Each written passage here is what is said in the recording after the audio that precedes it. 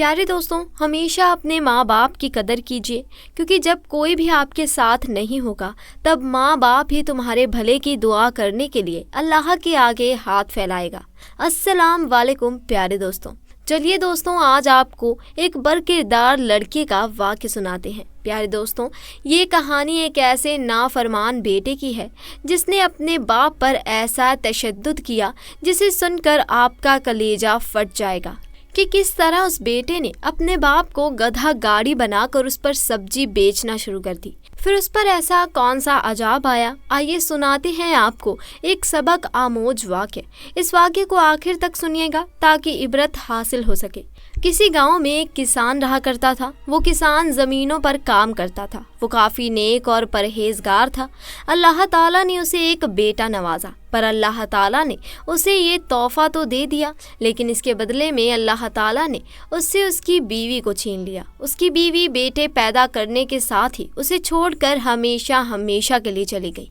ये गम किसान के लिए काफ़ी गहरा था, पर किसान ने फिर भी अल्लाह की रज़ा की खातिर अपनी ज़िंदगी में आगे बढ़ने का फ़ैसला किया। उसने खुद ही उस बच्चे को पाला, अपने साथ साथ ज़मीनों में उस बच्चे को भी लेकर जाता और उसे दरख्त की ठंडी छांव के नीचे रखता। वो कहाँ जानता था कि ये बच्चा बड़ा होकर उस पर ही जुल्म करेगा। किसान खुद अपना पेट ना भरता, लेकिन वो अपने बच्चे को 2 वक्त की रोटी ज़रूर खिलाता ताकि उसका बच्चा सेहतमंद हो सके, तंदुरुस्त हो सके। उस बच्चे को हर एक नया खिलौना दिलवाता, वो उसकी हर जिद पूरी करता। उस बच्चे ने अपने दोस्तों की देखा देखी अच्छे स्कूल में जाने की जिद की तो किसान ने अपनी सारी जमा पूंजी उसके स्कूल की फीस पर लगा दी। यूं वो बच्चा रफ्ता रफ्ता बड़ा हो गया। किसान ने उसकी हर ज़रूरत पूरी की। इसी तरह उसकी आंखों के सामने उसका वो बेटा जवान हो गया। किसान को इस पर तो फ़ख्र था ही, तभी किसान ने उसे अपने साथ मेहनत मजदूरी पर लगा लिया।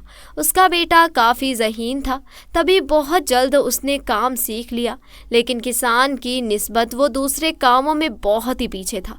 किसान 5 वक्त की नमाज का पाबंद था। वो अपने बेटे को भी यही नसीहत करता था कि बेटा 5 वक्त की नमाज पढ़ा करो ताकि दुनिया में भी कामयाबी हो और आखिरत में भी कामयाबी तुम्हारे कदम चूमे। पर उसका बेटा अपने बाप की कोई भी बात नहीं मानता था। वो दिन ब दिन अपने दोस्तों की सोहबत में रहते हुए बदतमीज़ होता जा रहा था।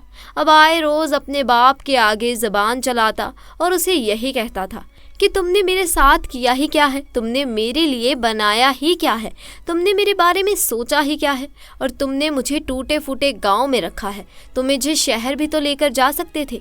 किसान का बेटा जब ऐसी बदतमीज़ी करता तो उसके बाप की आंखें नम हो जाती। उसने उस बच्चे के लिए क्या कुछ नहीं किया, पर यह बच्चा मेरे आगे ज़बान चलाता है। उसके दोस्त अहबाब किसान को यही कहते कि तुम इस पर सख्ती किया करो और इसे 2 टूक कह दिया करो कि मैं तुम्हारे लिए क्या कुछ नहीं किया, और एक तुम हो जो मेरे आगे ज़ुबान चलाते हो। पर किसान ने कहा, नहीं, इससे मेरे बेटे को तकलीफ़ होगी। मैं नहीं चाहता कि मेरे बेटे को कोई भी तकलीफ़ का सामना करना पड़े। बल्कि किसान ने ऐसा करके बहुत बड़ी गलती करती थी। उसकी इस ढील की वजह से उसका बेटा बिगड़ता चला गया।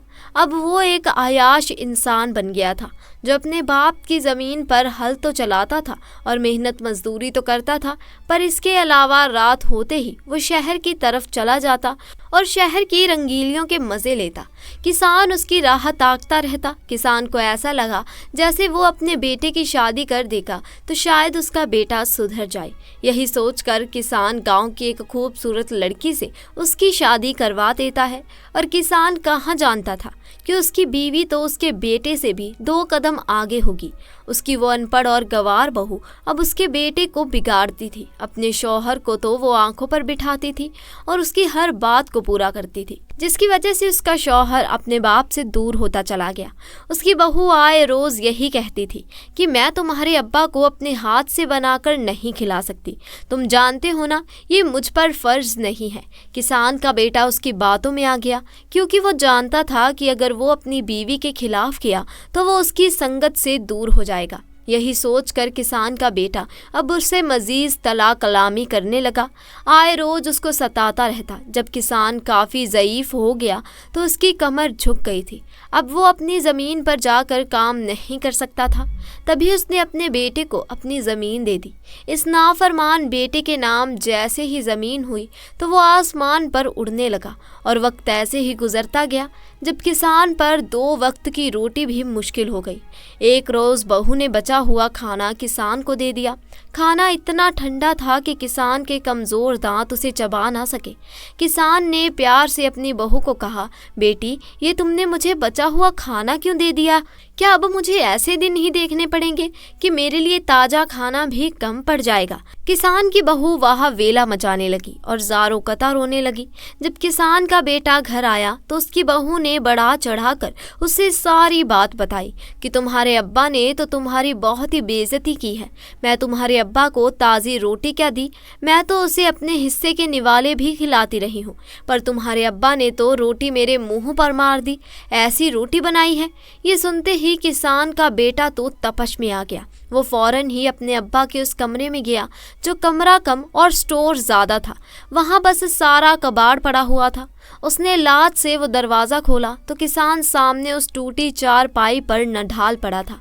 बेटा कहने लगा, तुम्हारी हिम्मत कैसे हुई मेरी बीवी से ऐसे बात करने की? किसान कहने लगा, क्या हो गया है?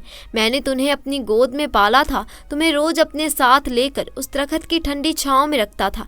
क्या मैंने वो सब कुछ इस दिन के लिए किया था? फिर वो किसान का बेटा कहने लगा, अब्बा, अब तुम मुझ पर एहसान गिनवाओगे? तुमने जो मुझे पाला तो कौन सा मुझ पर एहसान किया जो अब एहसान जता रही हो? तुम इसी के एहसान मानो कि तुम इस घर के अंदर हो। मेरा बस चले तो मैं तुम्हें बाहर गली में फेंक दूं। तुमने मेरी बीवी के साथ जो बदतमीजी की है वो मैं आइंदा बर्दाश्त नहीं करूंगा। ये कहकर उसका बेटा फौरन चला गया। जब किसान बेबसी से आलम में फूट फूट कर रोने लगा, रोते रोते वो सो गया। जब रात के किसी पहर अचानक किसान की आंख खुली क्योंकि किसान की बहू ने ठंडे पानी उसकी चारपाई पर गिरा दिया। किसान की जैसे ही आंख खुली तो उसकी बहू से देखकर हंसते हुए कहने लगी कि बड़ा शौक है ना तुझे मेरे शौहर की नज़र में मुझे गिराने का? अब तुम इस ठंडी चारपाई पर ही सोना। यूँ सर्दी की सर्द तरीन रात किसान ने उस ठंडी चारपाई पर गुजारी। लेकिन अगले रोज़ किसान को तेज़ बुखार हो गया। उसकी हालत बहुत ही ज़्यादा ख़राब हो गई, पर कोई भी नहीं था जो उसकी फिक्र करता, जो उससे पूछता, क्या तुम ठीक हो? किसान की हालत जब बेहतर हुई तो हिम्मत करके वो अपने कमरे से बाहर निकला। अपनी बहू से कहने लगा, बेटी, खाने को कुछ दे दो। जब बहू की नज़र उस कचरे के ढेर पर गई जिधर वो खराब फल पड़ा हुआ था तो वह फल उसने उठाकर किसान के मुंह पर दे मारा। लो, खाकर गुजारा करो, मेरे पास तुम्हारे लिए कुछ भी नहीं है। अगर खाना है तो खा लो, नहीं तो फिर मैं तुम्हारे बेटे को बता दूंगी। किसान मजबूर होकर वही फल ले गया। वो खराब फल खाने की वजह से उसकी हालत और भी खराब हो गई। उसको लगता था कि उसका बेहिस बेटा उसे इतना ही तड़पाएगा, लेकिन हद तो तब हो गई जब अचानक ही एक शाम किसान का बेटा उसके कमरे में दाखिल हुआ। अपने बाप को वो खूंखार नज़रों से घूरने लगा, जैसे न जाने उसने कौन सा जुल्म कर दिया हो। अपने बूढ़े बाप को उसने बाजुओं से खींचा और बाहर ले गया। किसान तो अपनी बीमारी की वजह से सही से चल भी नहीं पा रहा था, पर उसका बेटा उसे घसीट कर सहन में लेकर आया। सामने जैसी ही उसकी नज़र पड़ी तो वहाँ गधा गाड़ी खड़ी हुई थी। ये देखकर तो किसान के होश ही उड़ गए।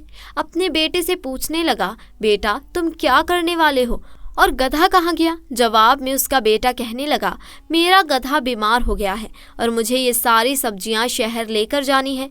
ये सुनकर तो किसान के रोंगटे खड़े हो गए।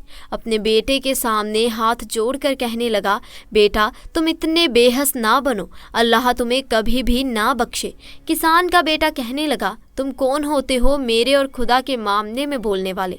तुमने आज तक किया ही क्या है मेरे लिए? सारा दिन तो तुम अपने बिस्तर पर पड़े रहते हो।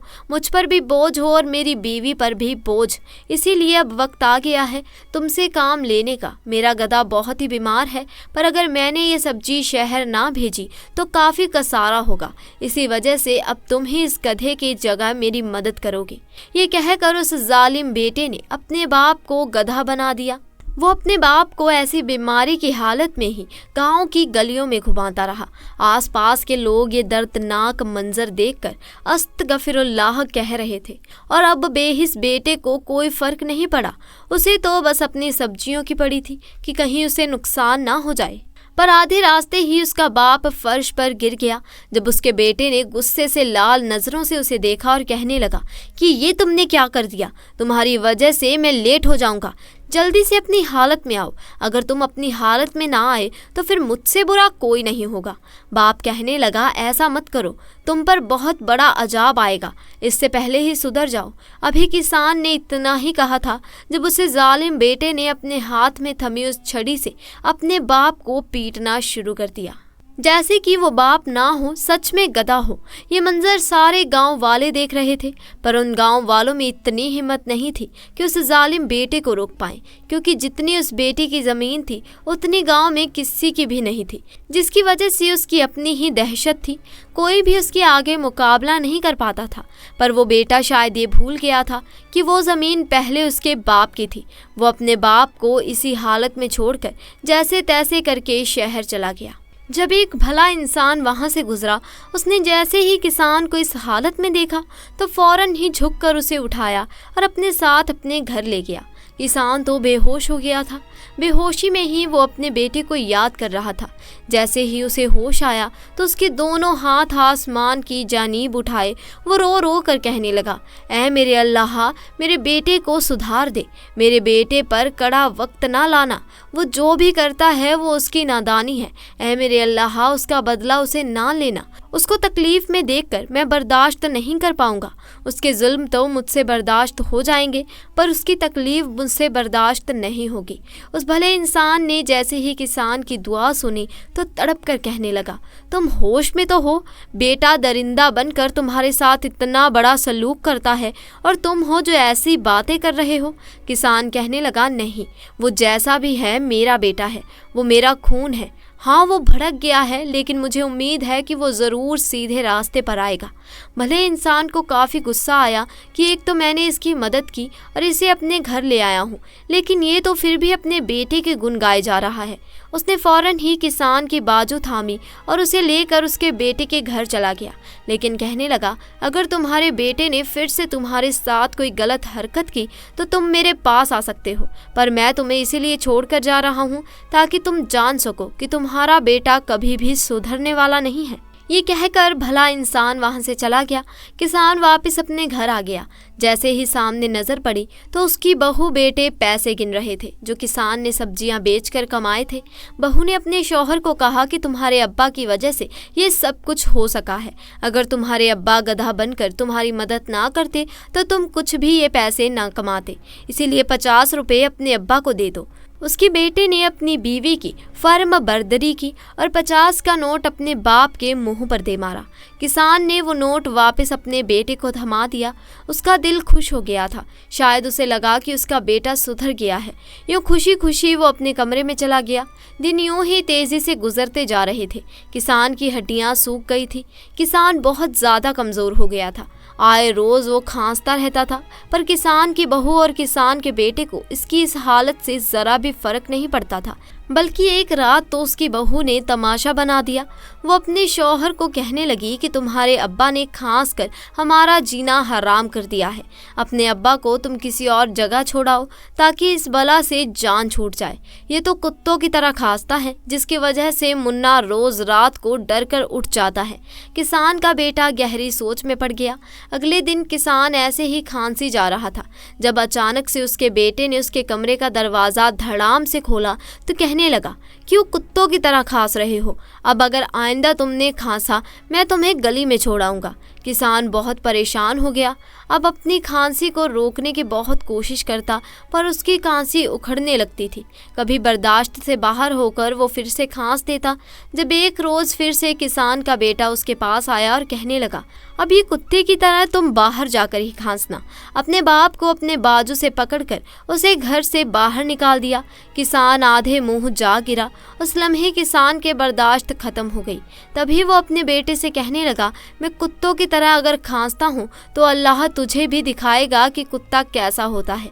इतना कहकर किसान को वही भला इंसान याद आया।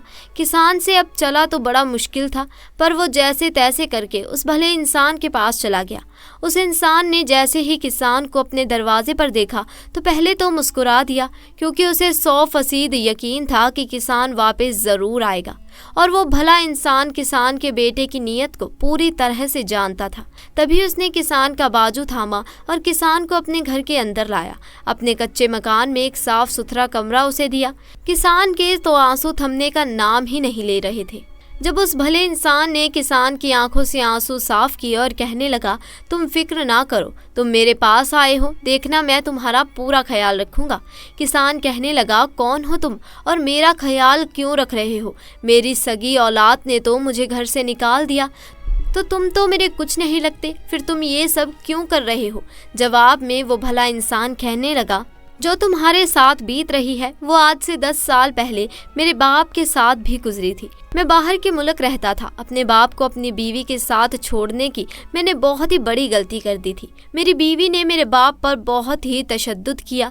जैसे ही वापस आया तो मेरी बीवी से मैं पूछने लगा, मेरा अब्बा कहाँ है? बीवी कहने लगी, वो तो मर गया। उसकी बात सुनकर मेरे होश उड़ गए।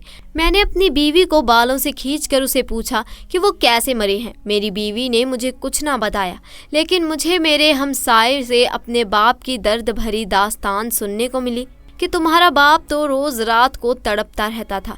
रोज़ रात को उस पर तुम्हारी बीवी तशद्दुद करती थी। ये सुनते ही मेरा वजूद कांप उठा। मैं अपनी बीवी को तलाक की धमकी दी कि अगर तुमने अपनी ज़बान से सच नहीं उगला तो मैं तुम्हें तलाक दे दूंगा। बीवी ने मुझे सारी दास्तां सुना दी थी। मुझे अपनी बीवी पर काफ़ी गुस्सा आया, लेकिन इससे ज़्यादा गुस्सा मुझे खुद पर था। मैंने अपने बाप को उसके साथ छोड़ने की गलती ही क्यों की?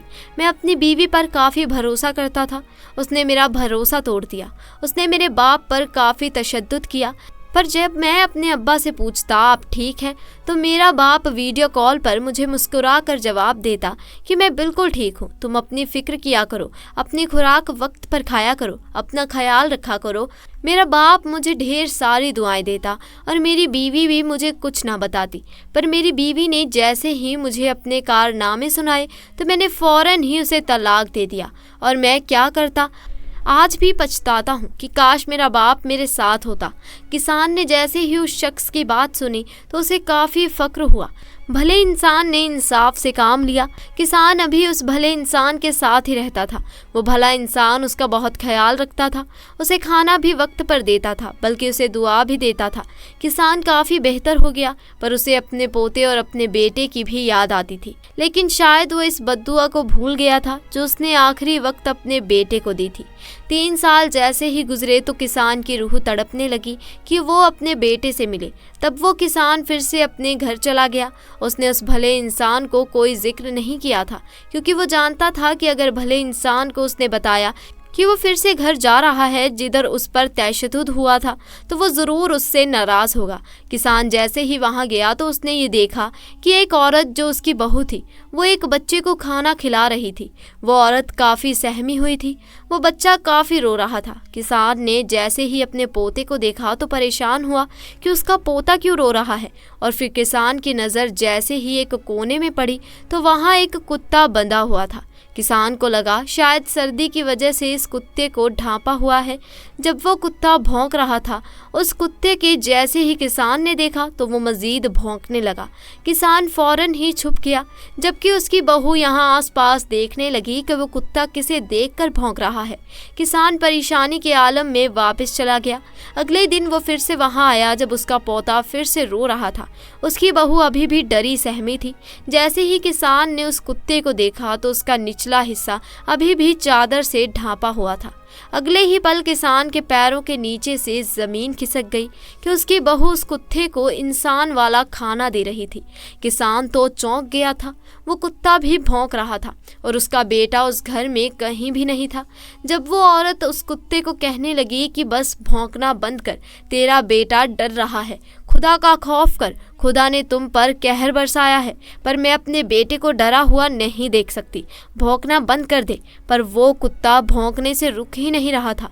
अपनी बहू की ज़बान से ये अल्फाज सुनकर तो किसान की रूह फना हो गई। किसान के हाथ पैर कांपने लगे और उस कुत्ते को देख रहा था, जब अचानक एक ठंडी हवा से उस कुत्ते के ऊपर से वो चादर उड़ गई। जैसे ही किसान की नज़र उस कुत्ते के नीचे वाले हिस्से पर पड़ी तो किसान का वजूद कांपने लगा, क्योंकि उसका निचला धड़ बिल्कुल इंसान वाला था। किसान की आंखें फटी की फटी रह गई। उसे अभी भी यकीन नहीं आ रहा था, लेकिन उसे वो दिन याद आया जब उसके बेटे ने उसे घर से निकाला था और उसका बेटा उसे ये कहता था कि कुत्तों की तरह भौंकना बंद करो। किसान इससे पहले ही वहाँ से बाहर जाता जब उसकी बहू पुकारने लगी और कहने लगी कि देख लो, आज तुम्हारे बेटे को अल्लाह ने इस दुनिया में ही सज़ा दे दी। तुम्हारा बेटा कुत्ता बन गया और ये और कोई नहीं बल्कि तुम्हारा बेटा है। किसान की बहू किसान के पांव पकड़कर उसकी मिन्नतें करने लगी कि खुदा के लिए वो बद्दुआ वापस ले लो, वरना हम बर्बाद हो जाएंगे।